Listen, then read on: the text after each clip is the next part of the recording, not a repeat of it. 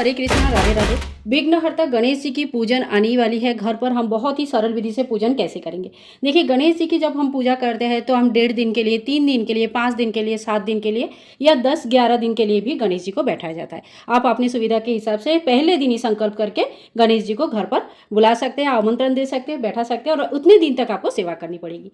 अब देखिए, दूसरा नियम यह है कि जब हम गणेश जी को कहीं पे बैठाते हैं किसी चौकी लगाकर, तो उस चौकी को जितना दिन का आपका संकल्प है उतना दिन तक हटाया नहीं जाता है।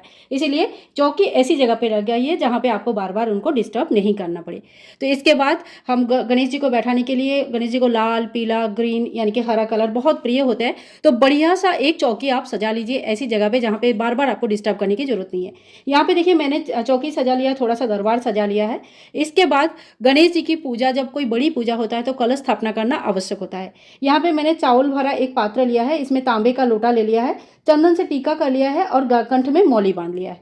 पूरा इसमें पानी भर लीजिए और इसके अंदर आपको क्या डालना है बता देती हूँ। तो देखिए, कलश के अंदर हमें क्या क्या डालना है। सबसे पहले एक हल्दी की गांठ हमें डालनी है, 1 रुपये का एक कॉइन हमें डालना है, सुपारी डालनी है, 2 लौंग डालना है और इलायची डालनी है। तो ये सारा सामग्री हमें कलश के अंदर डालना है। और इसके बाद जो हमें चाहिए वो है आम के या अशोक के पत्ते। तो देखिए, इस तरह से आप आम या अशोक के पत्ते ले लीजिए। अगर आम के पत्ते नहीं मिलता है तो अशोक के पत्ते ले लीजिए। इसके ऊपर हम हल्दी, कुमकुम, चंदन से टीका कर लेंगे। तो ये सारे पत्ते जो है ना, इस तरह से हम जल में डाल देंगे। इसके ऊपर से हमें रखना होता है एक पूर्ण पात्र। तो देखिए, इस तरह से चावल से भरा हुआ कोई एक पात्र हम ले लेंगे और पूर्ण पात्र इस तरह से हमें डालना है। अब गणेश जी की पूजा अगर आप सिर्फ 1.5 दिन के लिए लगा रहे हो तो फिर आप दीप कलश की भी स्थापना कर सकते हैं। लेकिन यहाँ पे हमें जो स्थापना करना है वह है नारियल यानी कि श्रीफल दे के श्री कलश की स्थापना करनी है। तो श्रीफल के तरफ इस तरह से कोई चुनरी लपेट लेंगे। अगर आपके पास चुनरी नहीं है तो आप कलावा भी लपेट सकते हैं। इनका जो फेस है, जहाँ पे 2 आंख बना हुआ रहता है, वो फेस अपनी तरफ होगा और जो पूंछ की जैसे पतली सी रहती है ये पीछे की तरफ होगा। और अगर आप इसको इस तरह से स्थापित करना चाहते हैं तो इनका जो फेस है ये ऊपर की तरफ होगा और जो पूंछ है वो नीचे की तरफ होगा। तो आपके यहाँ पे जिस तरह से भी स्थापना किया जाता है आप उस तरह से स्थापित कर सकते हैं। यहाँ पे हमने श्री कलश का स्थापना कर दिया है और आप चाहे तो इनको इस तरह से पहले दिन ही सबसे पहले स्थापना कर लीजिए। और इसके बाद जिस दिन पूजा में हम पूरे चौकी को उठाएंगे उस दिन श्री कलश को हिलाया जाता है या उठाया जाता है। अब हम लोग जो जो स्थापना कर देंगे उनमें से कोई भी चीज़ को हमें हिलाना नहीं है। यहाँ पे मैंने धूप और दीप भी तैयार करके रखा है। एक चीज़ ध्यान रखिएगा, अगर आप अखंड दीप की स्थापना कर रहे हैं 5 दिन, 3 दिन या जितने दिन के लिए भी है, तो उस दिया को हिलाया नहीं जाता, वो भी एक ही जगह रहेगा। फिर आप जब आरती करेंगे या तब दूसरा कोई दिया जला के फिर आरती कर सकते हैं। इस दिया को हिलाना नहीं है। और अगर आप सुबह शाम का नॉर्मल दिया प्रज्वलित किया है, जो सुबह शाम आप प्रज्वलित करेंगे, तो फिर उसी से आप आरती कर सकते हैं। इसके बाद हम गणेश जी के नाम लेते हुए, गणपति बप्पा मोरया, गणेश जी के नाम लेते हुए, सिद्धि विनायक का नाम लेते हुए दीपक प्रज्वलित करेंगे और भगवान से आशीर्वाद की प्रार्थना करेंगे। हे भगवान, आपके आशीर्वाद सदा सर्वदा हमारे ऊपर रहे, आपकी कृपा हमेशा रहे। हमेशा विघ्नहर्ता भगवान गणेश जी के आशीर्वाद जिस घर में रहते हैं उस घर में सभी चीज़ें आराम से हो जाता है।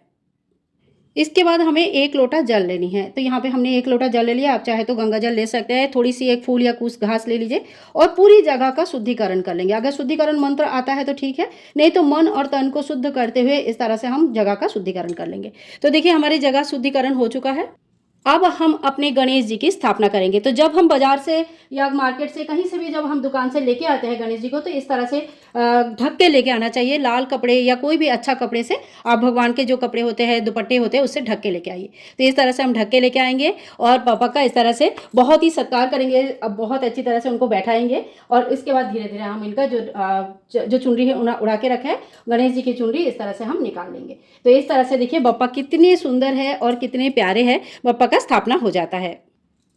इसके बाद देखिए, घर के जो आपके गौरी गणेश जी है जिनके रेगुलर बेसिस पे पूजन होते हैं, उनको आप हमेशा ही उनकी स्थापना जरूर किया करें।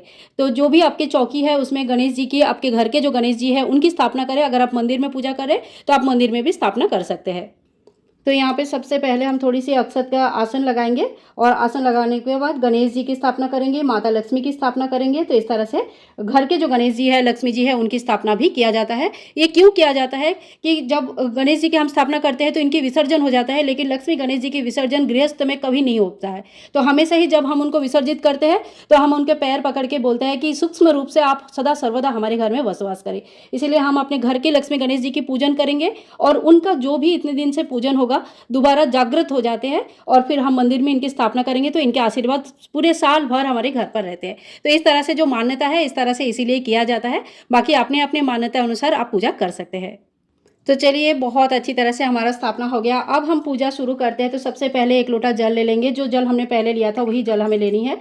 और सबसे पहले घर के जो गणेश जी हैं उनको स्नान करेंगे। ओम गंग गणेशाय नमः, ओम गंग गणेशाय नमः, ओम गंग गणेशाय नमः। जय माँ लक्ष्मी, जय माँ लक्ष्मी, जय माँ लक्ष्मी। ओम गंग गणेशाय नमः, ओम गंग गणेशाय नमः, ओम गंग गणेशाय नमः। इस तरह से 3 बार हमें स्नान कराना है। कलश में भी जल चढ़ानी है क्योंकि कलश में सभी देवी देवता का वास होता है।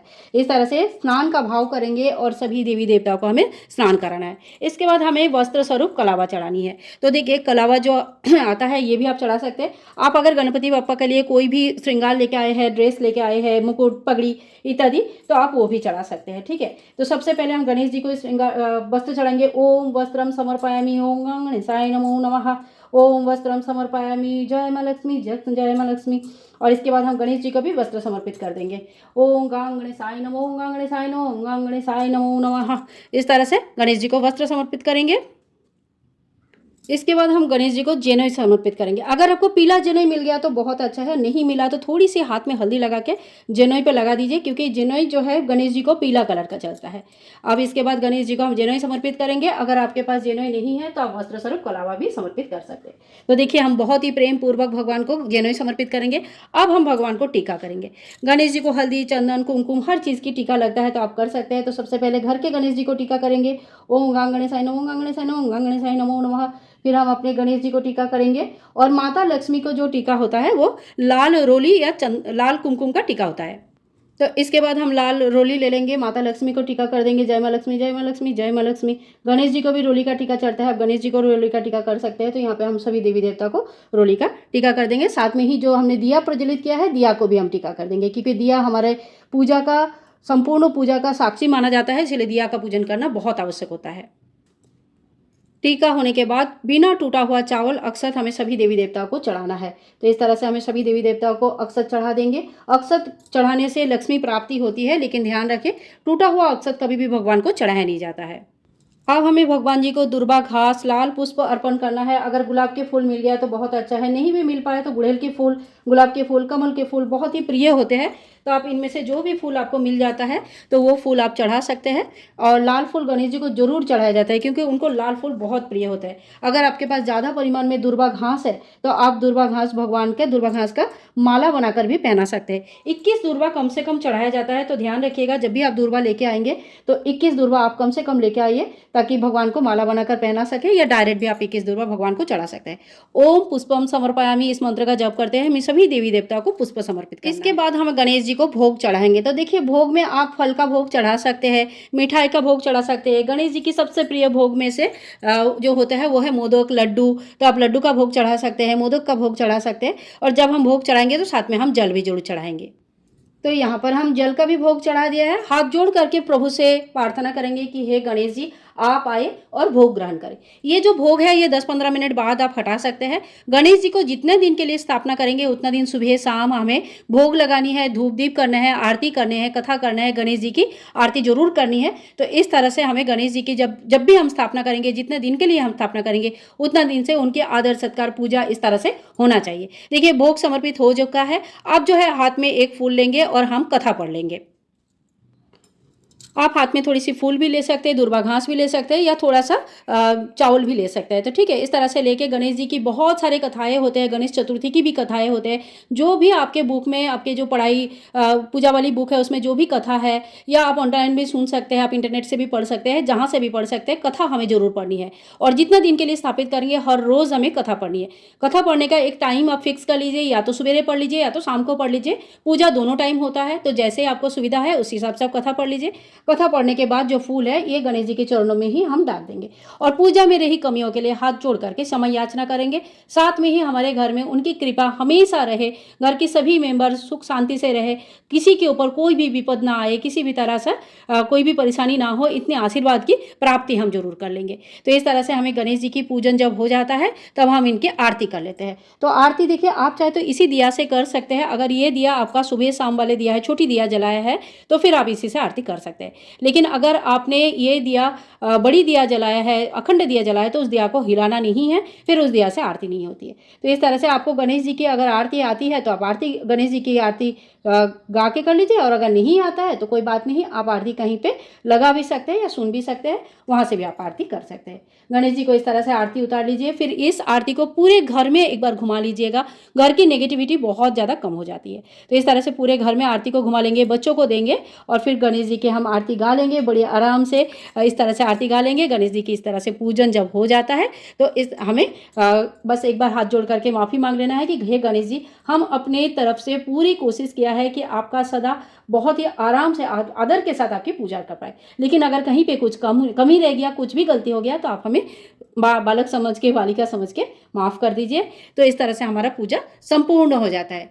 सो फ्रेंड्स, गणेश चतुर्थी के दिन इसी तरह से सुबह शाम हमें पूजा करना है। स्थापना के दिन थोड़ा सा टाइम लगेगा। अगले दिन से आपको क्या करना है, जो फूल है वो शाम को ही हटा लेनी है, और भोग प्रसाद 10-15 मिनट बाद हटा सकते हैं। शाम के टाइम पे आप चाहे तो दोबारा फूल चढ़ा सकते हैं, या चाहे तो फूल नहीं भी चढ़ा सकते, खाली सुबह सुबह भी फूल चढ़ा सकते हैं। दूर्वा घास भी हमें डेली चढ़ानी है, और धूप दीप आरती सुबह शाम हमें डेली करनी है। तो इस तरह से गणेश जी की बहुत ही सरल विधि से हम घर पर पूजा और स्थापना कर सकते हैं। आई होप आज की वीडियो आप लोगों के लिए बहुत ही हेल्पफुल रहेगा। और अगर वीडियो में कुछ भी पसंद आया, अच्छा लगा है, तो प्लीज़ वीडियो को लाइक कीजिएगा, शेयर कीजिएगा, और चैनल को सब्सक्राइब करके रखिएगा। तब तक के लिए बाय बाय दोस्तों, टेक केयर। गणपति बप्पा मोरिया। जोर से बोलो, गणपति बप्पा मोरिया।